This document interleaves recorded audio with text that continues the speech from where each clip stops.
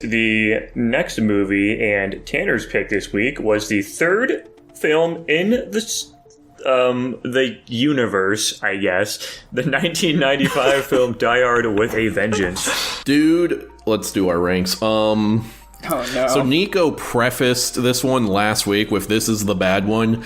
I'm gonna be super fucking honest, guys. I had a blast with this one. Right now, I have it at an A. Oh, holy smokes, dude! I heard that. I heard that this is supposed to be the bad Die Hard film, but I also enjoyed it more than the second one. I don't know what the fucking deal is. Good. I thought this was just like a fun time. I'm thinking of giving it a B+. Oh. I also gave it a B+. This is just some fucking dog shit fun. I'm curious it's stupid. now. I should stop talking, I guess. Yeah, I'm giving it a B+ without any other context. Dylan, what are you giving it? Holy smokes. What's your preliminary I enjoyed rank? it more than the second one, and I enjoyed it almost as much as the first one. However, they're all somehow still in the same tier, so I guess it's going in S-.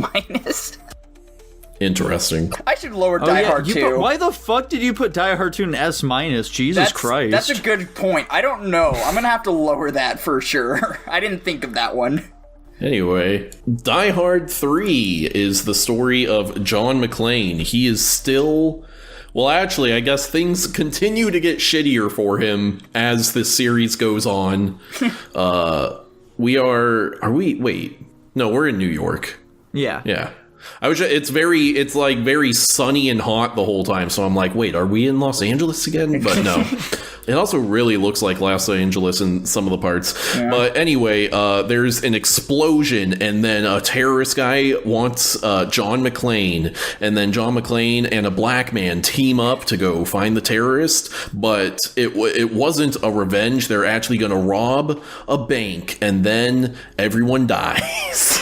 Everyone dies hard. Tanner casually forgetting the name of Samuel L. Jackson. I didn't. I was being dismissive. Fun fact, Jackson. What did I write here? Oh my god. Give me 1 second. Hey babe, can I say the N-word on the podcast? Okay. So the studio tried to get the I hate sign removed, but the screenwriter insisted that it be included. Oh. Holy shit, guys, we got our very first N-word on the podcast. And it wasn't even from me, the actual black cast crew member. Oh well. Yeah, the N-word pass though, so it's chill. Nico, cut all that him asking for it out. Oh shit. I don't think that's a good idea. Why not? I'll have to bleep it anyway, so let me cut a bit extra off. Oh no. Yeah. Anyway. This movie is just some fucking schlocky fun, as I was trying to allude to in my review. It is pretty funny though. The first movie wasn't taking itself like ultra seriously or anything, but it was certainly much more of like an action thriller. The second one definitely started leaning into the goofiness a bit more, some dumb shit like with the stupid fucking plane bullshit, but it was still like a relatively grounded movie for the most part. Maybe a crazy statement. This one is just fucking stupid, and I feel like it's just going to keep getting dumber as they go on because they have to keep one-upping themselves somehow, you know? This movie's fucking ridiculous. It's just a fun time. Specifically, I think my favorite part of it, and maybe this was helped because I was in a call with Tanichi, a black man, the entire time, and he was giving me the black perspective of this movie constantly. You guys might be saying, what the fuck do you even mean by that? I was about to ask. That's what I'm wondering. Like, for example, the fucking scene where they drop John McClane off with the I hate N-word sign. He's, like, breaking down everything that's happening. Every time fucking Samuel L. Jackson says anything, he's just busting a gut and, like, yeah, no, they do be like that. Fucking constantly is just, like, inputting things of, you know, his perspective on it, and specifically, like, from the perspective of a black man is how he's phrasing it. Yeah. I think Samuel L. Jackson and John McClane, I can't think of the fucking Bruce Lee. Bruce Lee, the famous Japanese. Anyway. He's not Japanese. Oh my Japanese. god. Cut that part out. Yeah, Bruce Willis and Samuel L. Jackson, I think their interactions in this movie are great. I think they are easily my favorite part of the movie. They just bounce off each other very well. I like their energy. They're just a fun duo, especially because they're just doing the dumbest fucking shit of all time ever, and I'm just a big fan of it. Yeah, it's really nice having someone for Bruce to like bounce off of throughout this film. Just all their interactions and their chemistry was fantastic. I was a big fan of that. All like the fun little premises that they have for this film, just the Simon Says shit, having like all those little tests that they have to do and figure out these little logic puzzles, as it were fantastic. It felt like those fucking like math games you would play in like elementary school in the computer lab. Yeah. Like you have a 5-gallon bucket and a 3-gallon bucket. Oh, yeah. And you gotta, and I'm like, oh my god. Fun fact, that actually is just a really famous math problem. Yeah. and then I have a feeling that they actually could have put any amount of weight on the bomb and it would have disabled. Like, it genuinely was just the guy fucking around with them and wasting their time. Yeah, probably. Yeah, I mean, I agree, but I disagree. They kind of established... Okay, let me back up. They established that it was a revenge plot. Then they established later on that no, it's not actually a revenge plot. This is just their bit at getting into the New York Federal Reserves and stealing all the gold. But then, like, it kind of reverts back and has, like, a twinge of, no, this is actually still a revenge story. Like, he's not in denial per se, but kind of in that scope of things where he says it's not about revenge, but then there were a couple of actions he wouldn't have taken if that was the case. So I don't think that really means anything significant to the movie. That I just thought that was an interesting part of it. But yeah, I mean, this movie was wild. It was, especially like the first like half to like 3/4 of the movie was just non-stop action, like everything happening, shit always going on. Your mind's constantly racing at 1,000,000 miles an hour because like, all right, we gotta drive here. Now we have to run here. Now we gotta climb up here. Oh, now we're jumping down on a train. Oh, by the way, the train blows up and blows a hole. Just a bunch of shit going on. And I do agree. I think Bruce Willis and Samuel L. Jackson's chemistry in this movie is really, really good. Just because Samuel L. Jackson can both be a serious character and a funny character at the same time. While Bruce Willis is more like your serious get shit done character. But the way that he interacts with Samuel L. Jackson being like taking what he says seriously, but like coming up with some kind of funny retort because of some like racial background thing that they gave Samuel L. Jackson's character during this movie. I thought that was pretty good, and you know, I wasn't ever bored during this movie, which is why I like it almost as much as the first movie, because the first movie did so many things well, but this movie didn't do quite as many things well, but it made up for it in like character interaction and just pacing of the movie in general. Yeah, and like specifically when it comes, I think the action scenes are all pretty great. The car chases specifically, especially that first one in the taxi where they're trying to get across town, I am like, dude, this is one of the best like car chases I have ever seen. This is so much fun. Yeah, that shit was crazy. And the big elevator scene too, that shit was awesome. Like, did they do it better than Captain America? Potentially. No. Well, considering that Captain America was a super soldier when it happened, and this guy's not that, I think, you know. I don't know what that has to do with it. I think Bruce Willis, aka John McClane, could take out Captain America personally. A wild statement. Where does John McClane power scale to? He blew up a meteor once, so... Spoilers? No. That's just a superpower. I thought you were talking about John McClane. Yeah, we are talking about him. When the fuck does he do that? Is that Die Hard 4? Yeah. Yeah, exactly. Sure. Die Hard 4, Die Hard in space. Problems with the film, let's say. It's dumb as fuck. The ending absolutely is the biggest problem. Yeah, the ending, I agree. They should have ended it with the guy getting away and winning. Yeah. Like, yeah, that would have been 100%. a much more satisfying ending. And they don't even do a really cool action sequence when they're hunting him down or whatever. It's just like shooting at a helicopter and blah, blah. Yeah. It's not worth the, like, objectively worse ending. And then also, my other big problem is, dude, the heist sequence is so long. And we don't see, like, anything anyways, dude. Like, they fucking... It just, like, it's cleaned out after they drill in, and then it's gone, and they're just driving away.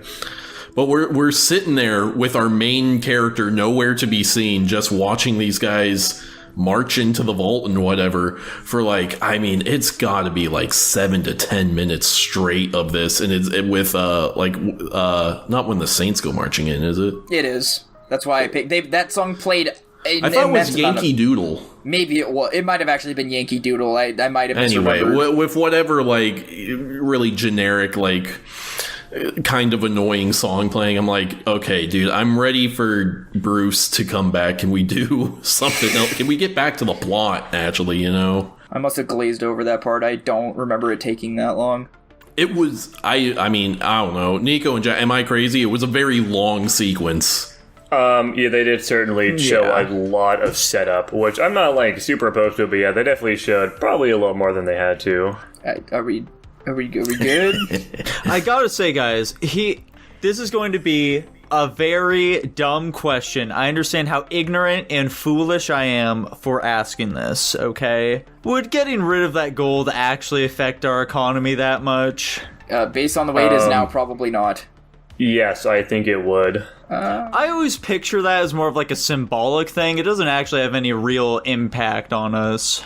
Yeah. I mean, it certainly has a lot of value, and that's wiping out a lot of treasury money. So, like, I mean, obviously they could just print more money, I guess, but, like, that's just going to cause inflation. I think it definitely would have an effect. Yeah, I don't know what realistically it would do, because we're not on the gold standard. It was money from a bunch of different countries. True. So maybe ones with smaller economies that makes more of a difference. I do think maybe it's just more like, oh, it's like making a statement or whatever, rather than like what it pragmatically actually happens to do. How the fuck are these Germans planning on laundering all of these gold bars anyways? Are they just gonna walk up to fucking Lithuania and be like, yo, I'm buying you, by the way, here's 10 billion in fucking gold bars? Or like, what was their plan? I do remember a line, I think, in the movie where they were talking about there were certain countries that were wanting to see the downfall of, like, America and other countries, and they were willing to pay for it. So, what those countries were or who they were, I don't remember, or if it was even mentioned, but I'm pretty sure that is something I remember hearing. That's crazy. I did kind of interpret it like when the guy says, oh, we can build a country, I don't think he means any country. I think he means a country that's affordable for, what they said it was like $400 billion or something. It was like a lot less money than I would assume. I think it was like 130 billion, but... How much do you think they spent on all of the manpower and equipment to rob that place? Well... They had so much fucking setup, dude. Holy shit. Well, okay, so if we rewind really quick, the dump trucks were just stolen, because if you remember at the beginning of the movie, they're like, oh, there was some crime where like 17 dump trucks were stolen from a yard. Holy shit, this movie is fucking goated. They set that up with foreshadowing. Yeah. That's why then they said they got the dump trucks and they realized they're like, oh shit, it's the dump trucks! But considering that was probably free, the other heavy equipment, I'm sure we could assume is also stolen. The bomb mixtures and stuff looks like it was stuff they already had made up on their own, so that probably had a minor cost. But it also just seemed like that the crew of Misfits was mostly just like dejected civilians of their countries, because it wasn't just Germans in their group. There was like, and maybe they were just bad with their accent, I don't know, but there were like Americans mixed in there too, and like other languages. So what it made me think is that this is just a collective group of dudes who were dejected by their country, and they wanted to get revenge on their countries, and then going out and getting their own, because this is like the big middle finger to that country. It's like, oh, well, our country was bad to us, so we're gonna go get our own country, and make it our own. So that's kind of what I thought, but, you know, who really knows? I forget why we started talking about that. Anyways, fun fact, we can see the character of the main villain on display very early on when he is telling them to take the bomb because they don't want to blow up a child, potentially, which leads to imply that, you know, you could infer that they weren't going to blow up the school from the start because of that line, which I like. Yeah, I mean, yeah, I think that was, yeah. It's a schlocky film, but they got some thought put into it. Mm-hmm. Yeah. I have to say, though, one big knock I have to give to this film, Bruce Willis's really shoddy police work here, quite frankly, I think it was very irresponsible the way he was just lighting people up throughout this film. And when he was down in the tunnels and he just, like, fucking blasted those dudes while they were in the truck, he wasn't certain those were actually bad guys, okay? Like, come on. Also, I'm pretty sure you need to, like, announce yourself or something before you just fucking execute people. I mean, he could have caused so much vehicular manslaughter. Jesus Christ, he was insanely reckless the entirety of this movie. Granted, if he wasn't reckless, then bombs could have gone off and killed many people. But like, are you so in regards? Are you referring to in the elevator where he just fucking starts killing all the dudes? Is that no? And he was in the tunnel. Oh, well, I mean, because it's under the assumption that he's like, oh, did some dump trucks come through here? Because that's what he was chasing. He's like, yeah, a bunch of assholes drove through the tunnel, but, like, we're not allowing people in there anymore. I think that kind of... still, dude...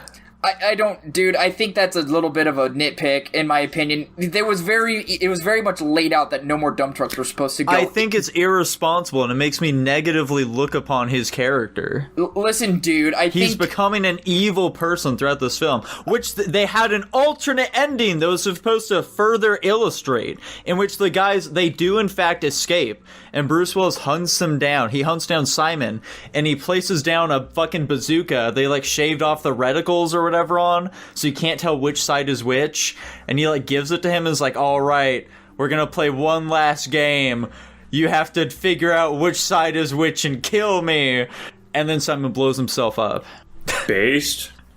That, I don't know if that'd be a better ending, but that sounds so stupid. I would like to see it at the very least. They actually have it. Let me send it here. Holy shit, I really wait. don't like the current ending, and that sounds funny and fits in with the theme of it being goofy as fuck, so I think it's funny. Dylan, it actually has the opposite problem. It's not abrupt enough. It's very drawn out and takes too long. I just felt I really thought the movie was going to end, and then he fucking goes and chases after them with the stupid pill bottle bullshit. I guess it depends on... I viewed... I can see where you guys say it's drawn out. That's not the part I was referring to. It just... The ending felt very dry. Like, I felt like... obviously, you stopped the bad guy, but nothing ultimately felt like it was accomplished. I don't know. I don't know why it made me feel that way. The ending just left much to be desired for whatever reason. Looks like we got to the same conclusion with a different equation. Yeah, sure. Mm-hmm. I used to do that shit in math class all the time. You don't even know. Damn. Okay. Do we have any other thoughts on Die Hard with a Vengeance before we go to our ranks? I think it's funny. I think the plot of the second is more coherent than this one, but this one has a much higher fun factor for me, which is why I'm giving it the same rank of a B+. That's funny. For sure. Yeah, and I will also be giving this film a B+. Whoa. Yeah, I'm going to be sticking with my original rank of an A. I think it's just a very competently done action film that doesn't take itself seriously in the right way. And yeah, Bruce Willis and Samuel L. Jackson are just a hoot and a holler. I love every moment of them, like, arguing with each other. It's very funny, very New York as well, which I like seeing these, like, cultural things and whatever. I don't know. Dylan, what about you? I'm gonna stick to my guns and leave it at S-. I didn't think it was quite as good as the first one, but I still thought it was fairly good. I am gonna have to remember to drop Die Hard 2, though. I like how you say fairly good and gave it an S-. This is an okay film. It's pretty decent, I suppose. My words don't often match my actions, okay? You should know that by now. I know, I'm still going to call it out, though, because I think it's funny. Also, going back to Tanner's point a little bit, genuinely, I looked up after I finished this movie if Die Hard 4 had Samuel L. Jackson in it, and he didn't, and I'm sad about that. I mean, I don't know why it would. I will say, at a certain point, it no longer makes sense that Samuel L. Jackson is still sticking. Well, I guess they kind of consistently hint at, like, hey, even though he, like, plays a curmudgeon, he actually gives a fuck about people and he wants to help. So never mind. Yeah. Ignore that complaint. I definitely could have seen them having a bit of a dynamic going forward. But yeah, no, he's not. And I was very sad about that because I do think their dynamic worked very well. Oh, well. Yeah, I landed an A overall. How exciting. Is there actually the best movie we watched this week, technically? There's like 15 of them. I think there's 5. I think there was 17 last I checked. Jackson's fucking What did I literally did a count. What did I write? 19.